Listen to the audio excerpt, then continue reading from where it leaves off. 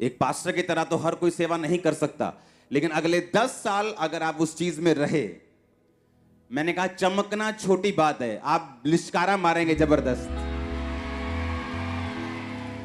ये जो आप आज देख रहे हो, ये मैंने 15 साल पहले प्रोफेटिक वर्ड दिया था, जो आज आप अपनी आंखों से देख रहे हो। अगर आज आप यहां बैठे हो तो लाखों लोग टीवी पे बैठे हैं मुझे देखने के लिए। मैंने कहा था कि लोग टीवी पर मीटिंग को अटेंड करें, तब पता नहीं था कैसे होगा, इंटरनेट नहीं था तब, विश्वास की प्रोफेसी नहीं थी कि आने वाले समय में ऐसा होगा, तो मैं विश्वास से एक प्रोफेसी करूं।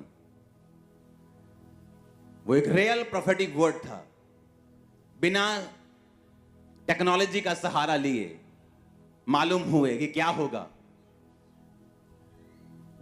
आने वाले 10 साल में अगर आपने अपने आप को और अपने परिवार को, अपनी लाइफ को, अपने फाइनेंस को डेडिकेट कर दिया परमेश्वर के लिए, इम्पॉसिबल होगा आपको हराना, आपका टूटना, आपका गिरना, झड़ना। अभी लोग आपके साथ अपनी लाइफ को मैं आपको प्रोफेटिक मैसेज दे रहा हूं आज। अभी तो लोग, अन्य जाति लोग आपके साथ अपनी लाइफ को कंपेयर करते हैं, बोलते हैं अच्छा आपके पास तो ये, अच्छा हाँ हमारे पास भी है, थोड़ा ठीक ठीक है, अच्छा आपके पास ओ ये।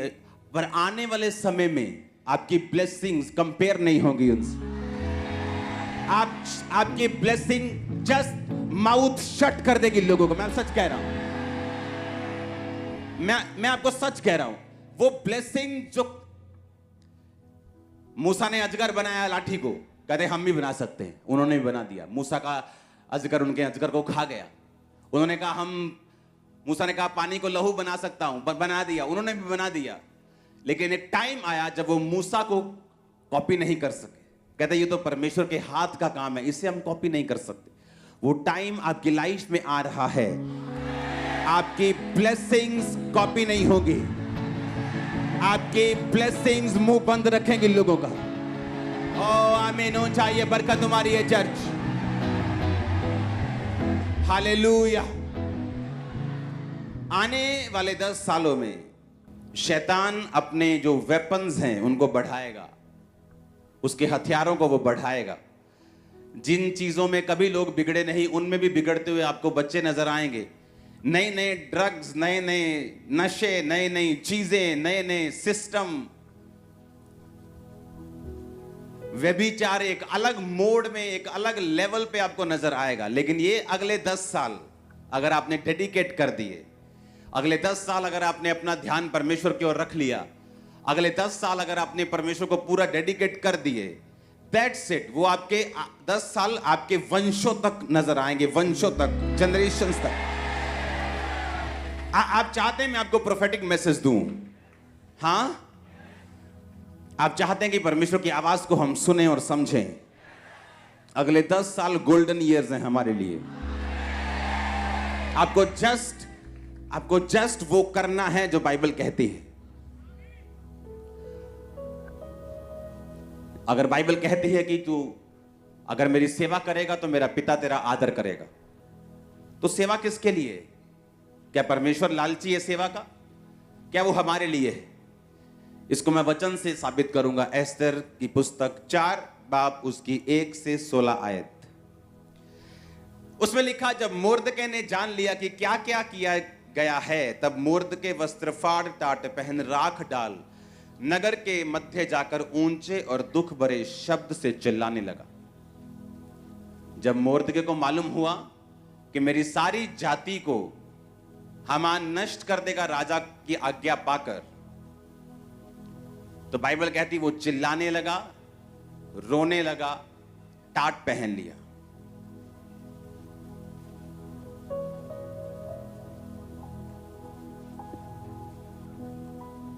अब हम पढ़ेंगे उससे पहले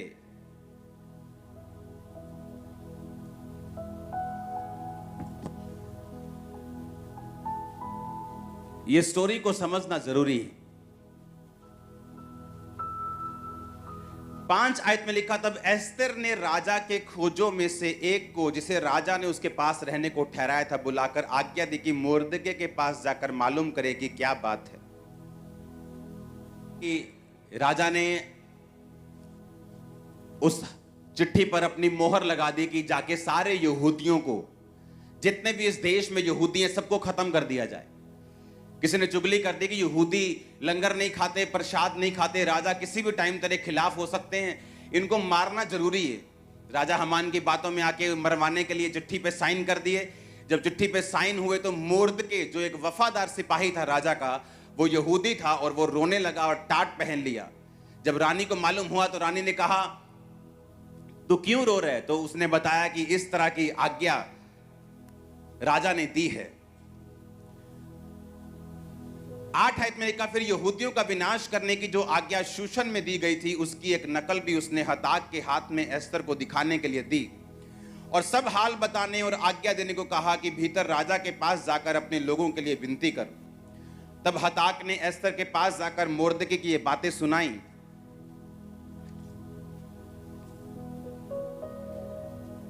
अब आगे बढ़ेंगे 11 आयत को। राजा के सब कर्मचारियों वरन राजा के प्रांतों के सब लोगों को मालूम है, क्या पुरुष क्या स्त्री कोई भी क्यों ना हो, जो बिना आज्ञा भीतरी आंगन में राजा के पास जाएगा, उसके मार डालने की आज्ञा है। केवल जिसकी ओर राजा सोने का राजदंड बढ़ाए वही बचता है। और 30 दिन से 1 महीने से मैं राजा के पास नहीं बुलाई गई। एस्तर की ये बातें मोर्दके को सुनाई गई। जब मोर्दके ने एस्तर के पास कहला भेजा कि तू मन ही मन विचार ना कर कि मैं ही राजभवन में रहने के कारण और सब यहूदियों में से बची रहूंगी, क्योंकि जो तू इस समय चुपचाप रहे तो किसी ना किसी को परमेश्वर किसी उपाय से यहूदियों का छुटकारा और उद्धार कर देगा, परंतु तू अपने पिता के घराने समेत नष्ट होगी, और क्या जाने तुझे ऐसे ही कठिन समय के लिए राजपद मिल गया हो। तब एस्तर ने मोर्दके के पास कहला भेजा, तू जाकर शूशन के सब यहूदियों को इकट्ठा कर, तुम सब मिलकर मेरे लिए उपवास करो, 3 दिन रात ना तो खाओ ना पियो।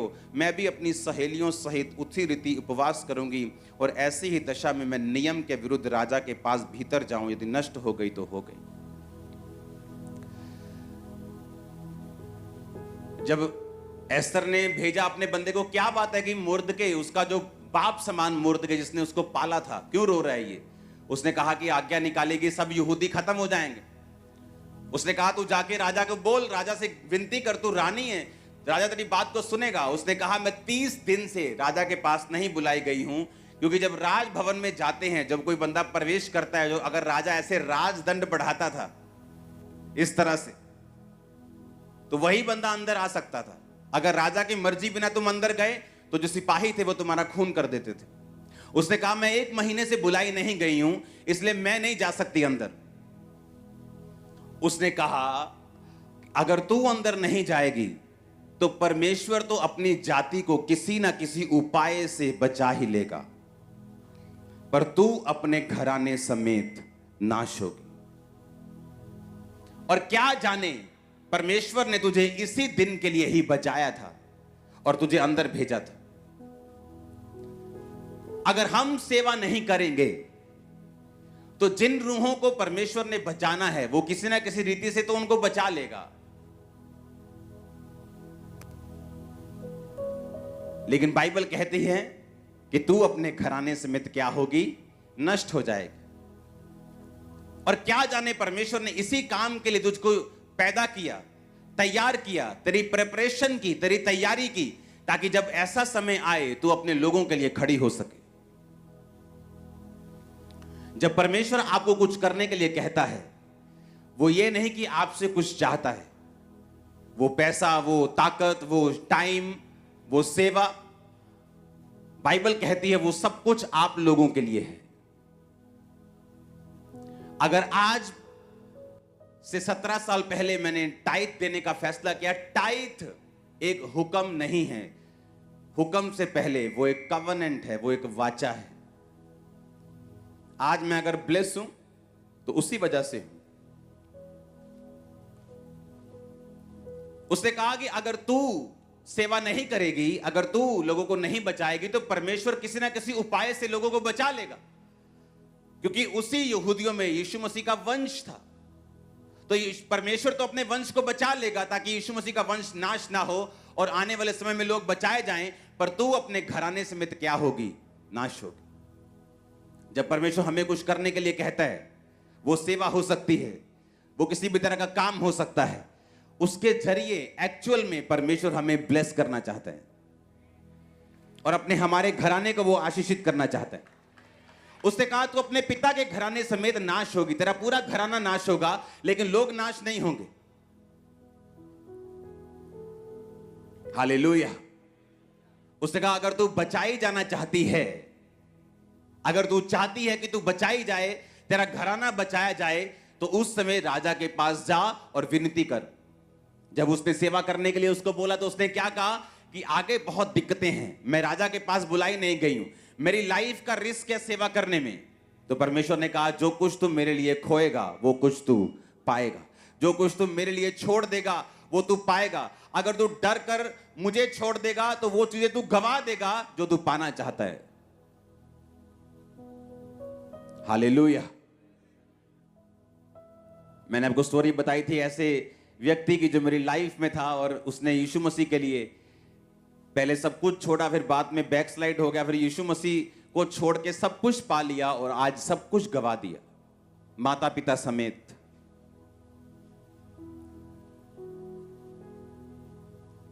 अगर परमेश्वर हमें कुछ करने के लिए कहता है तो एक्चुअल में वो हमें सेव कर रहा है, हमें बचा रहे हैं। आपके परिवार को सेव कर रहा है, आपके परिवार को बचा रहा है। आमीन ऊंचा चाहिए। अपने हाथों को उठाकर बोलो परमेश्वर मैं तेरी सेवा को करने पाऊं। होंठ को खोलो, अंगीकार करो।